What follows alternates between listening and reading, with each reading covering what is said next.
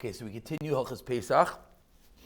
Yesterday we learned the fascinating idea that much of the cleaning that we do is not that it's pointless. It's not pointless, and minig Yisrael Teiraheim and Yisrael Kedoshim Heim. But as our Kissinger taught us, and so actually sent me an email. This was written many years ago. He was nifter in 2019. Okay, that. If it's going to come at the expense of your Simchas Yantiv, then it's wrong. That's wrong. It's not just like, oh, I'm being machmer. No, you're not. You're being makel because you're messing up your Simchas Yantiv. So now, with that Akdam, the question is, okay, so Tachlis, what do we actually have to clean? What do we actually have to do? So the way to understand this the best is to realize that there's three levels. There's three levels in the world of chametz. And as follows. Number one, Midaraisa, on the Daraisa level, and this is all in Shulchan Aruch in Taf Lamed Aleph, 431, Mr. Brewer over there. That Midaraisa, what do we do to take care of the Daraisa issue? We do bittul.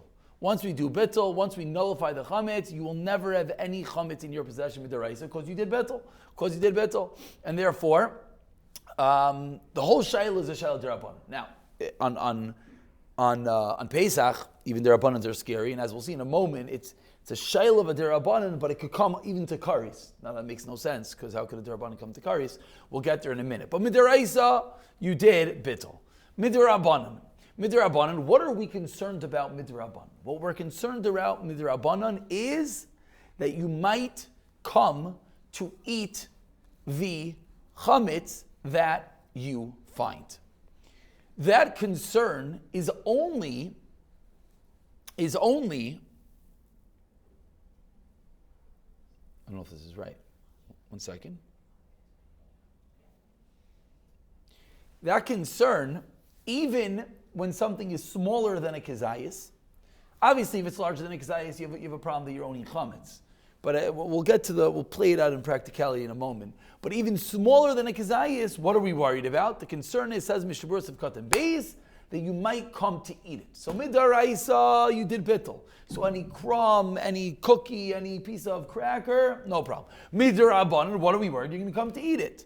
But now, says the Mishnah Berurah, and we'll read his words in a moment, says the Mishnah Berurah, but once it's mitunov ksas, once it's a little bit dirty, are you going to eat something a little bit dirty? No. Says Mishnah Berurah, this is in Tov Mem B, Sivkot and Lamed Gimel. Achein, be'emes, ish machlekes bein ha-paiskim bezed das harbe paiskim. Many paiskim hold, afilu pachas mekezayis sarach beer. You got to get rid of it less than exayis. But v'davko ksheroi la'achila ksas. Aval, im haya mitunov ksas, upachas mekezayis, ein tzarech levayir. So once something is, because once it's larger than a kezayis, then we're always afraid that you're owning chametz. But once something is larger than a kezayis, once something is smaller than a kezayis and a little bit dirty, you don't have to worry about it. So with that one line, you now could go through your entire house very simply. Now we could break up the whole world into two categories. Bigger than a kezayis, smaller than a kezayis. If something is smaller than a kezayis, what do we just learn? That if it's miton of ksas, it's not a problem. If it's not miton of ksas, it's a problem. Now to have something smaller than a kezayis, which is not miton of ksas, is going to be difficult. Why? Because what makes something miton of ksas? Once it's on the floor, once it's behind the couch, for sure. Which means smaller than a kezayis is going to be okay. Make sure you don't have any crumbs in your table. Okay, sure, I hope you don't have crumbs in your table. Now, no, it should jump because we have to get to one caveat, which is going to be things that are going to be around your food, because on Pesach there's no bittul, which we'll get to in a moment. Just I don't want anyone to jump to conclusions yet. Well, it's a so that was don't jump to conclusions. So smaller than a kezayis, if it's mitun of ksas, it's not a problem. If it's not mitun of ksas, it's a problem. Larger than a kezayis is a bayah, unless there's one way to get out of larger than kezayis. Very good. This is weird. This is a big confusion. People throw around the wrong words. Royal achilas kelev is only when it's larger than kezayis. Mishabura baskin, smaller than kezayis, we don't have to be worried about achilas kelev. We don't have to be worried about yourself eating it. Larger is royal achilas kelev. Now, how do you make something that royal achilas kelev? It's very simple. once you take your ammonia, your chveis, whatever you're going to spray with it, any household cleaner is not right even to achilles kelv anymore. Certainly, well, I shouldn't say that. It's certainly not right. What? Oh, so I'll say better. It certainly is not right achilles kelv. To make it not right achilles kelv, you're right. You need a little bit more. Chayra, you need something like ammonia, which is mamish poison. Chayra, but again, kizayis. That means you have a full cracker somewhere. Then, if you spray that cracker with your bleach, you don't have to worry about it, because then you're just going to feed all the dog, and therefore we're not worried about that. Now, he's going to die. That's called einoi ro'yu l'achilles kelv. Killing an animal is not. Now, based upon this, let's give a few classical examples. If I have a piece of a cracker on the floor, so maybe you'd say, okay, maybe that's called not matun of ksas, just sitting on the floor. Okay, so you got to get rid of all your pieces of crackers and cookies in clear sight. But what if that same cracker is under the fridge, or under the couch, or in between the bed cushions? That's certainly matun of ksas. You don't have to worry about it. You have a soup crouton sitting on the floor. Again, let's be honest. Anyone who will be willing to be honest, there are times you'll find it on the floor and you'll eat it. No, usually not if it's sitting there for 6 months, but you don't know when it fell there, so that's called, it might not be a matun of ksas. But once it's behind the couch, behind this, behind that, there's nothing to worry about it. If you have something behind the oven, behind the fridge, similarly, something in your pockets of your pants, trousers, jacket, that is washed, certainly enough to worry about. Now, if it's not washed, the concern will only really be if it's larger than a kazayis. If it's smaller than a kazayis, which by the way, but you're still going to have to check.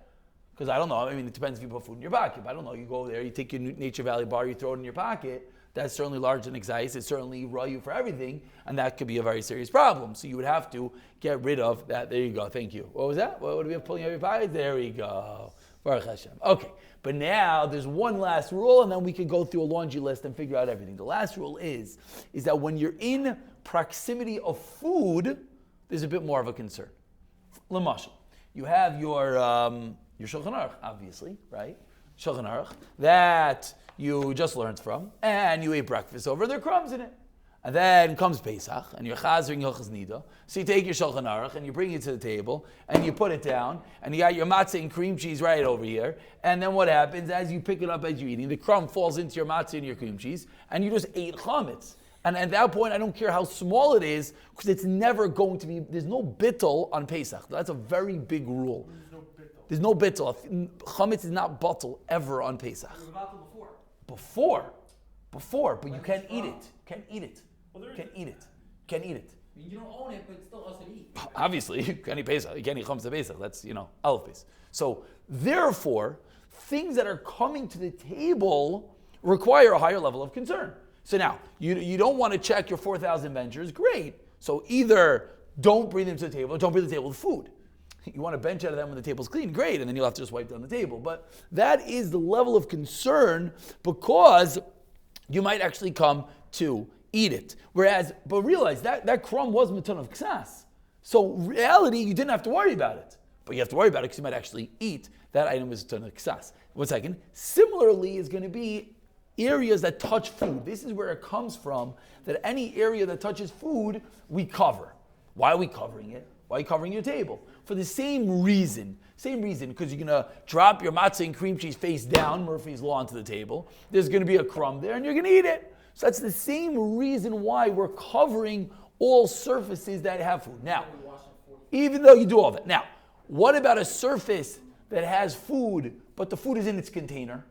So, pashtus, there's no reason to be covering that. In your fridge, l'mashal, you take your bottle of milk and you put it on the thing. Why are you covering your shelf of your fridge? What's going to happen exactly?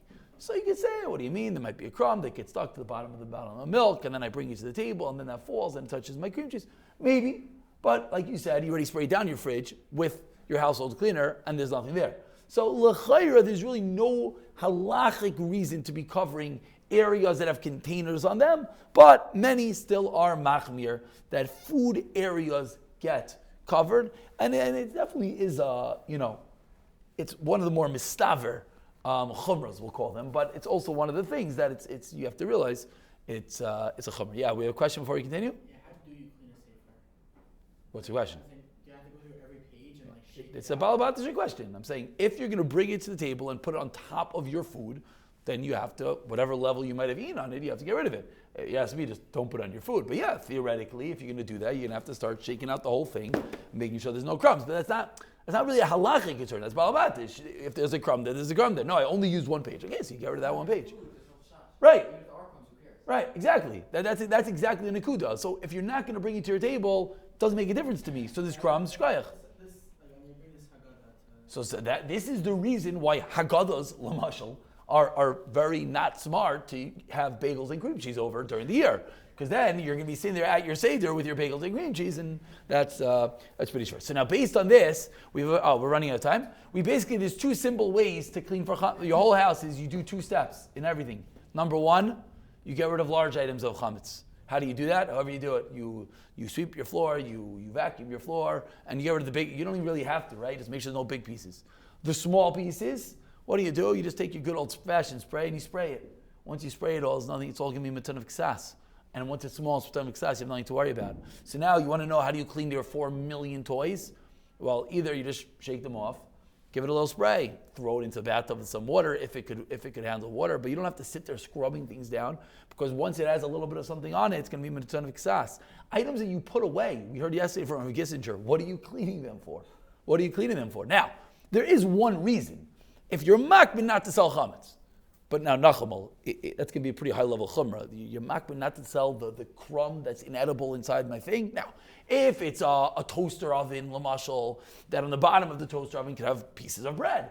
And by the way, that might be called edible. So that I could hear that someone doesn't want to sell that. He doesn't want to sell. We're talking about mechiras chametz eventually. He doesn't want to sell that high level of chametz, so that he'll want to. But what's he going to have to do? Just shake it out in kol tov. You don't have to start scraping down the corners of your mixer that you're selling anyways. And finally, any cabinet with your chametz dishes, again, there's really no reason to be cleaning. You want to do a quick wipe down just to make sure, but you want to look in there, make sure you don't have a cook in there, but again, you're selling it, so it doesn't really make a difference. Your couches and your chairs, again, you vacuum or you wipe out, whatever you do, and then you spray it. So that spray, once you got rid of the bigger than size pieces, once you spray it, then you make sure you got rid of the smaller pieces. And pockets is the one area that gets a little bit difficult. It gets a little bit difficult because if you're going to use that clothing on Pesach, so number one, of course, you have to make sure there's nothing big inside of it. But then even something small, so if it's B'ton Ksas, you don't have to worry about it. But then I saw of Gissinger that he said something interesting. He said, so just don't use the pockets on Pesach.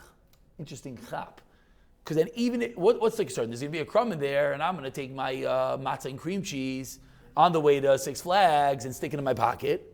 And then when I get there, I'm going to take it out, and it's going to be covered in crumbs from my bagel and cream cheese from Erev Yontif. So just don't put the matzah and cream cheese in your pocket. Don't put anything in your pocket. Then there's a crumb in there. We're not afraid you're going to come to eat it because you don't usually lick out your pockets.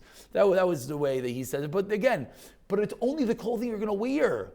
Someone has 4,000 articles of clothing in their closet. They don't have to, the other 6,000, there's only 4. He doesn't have to go and check them. He has to check the things he's going to wear for this concern.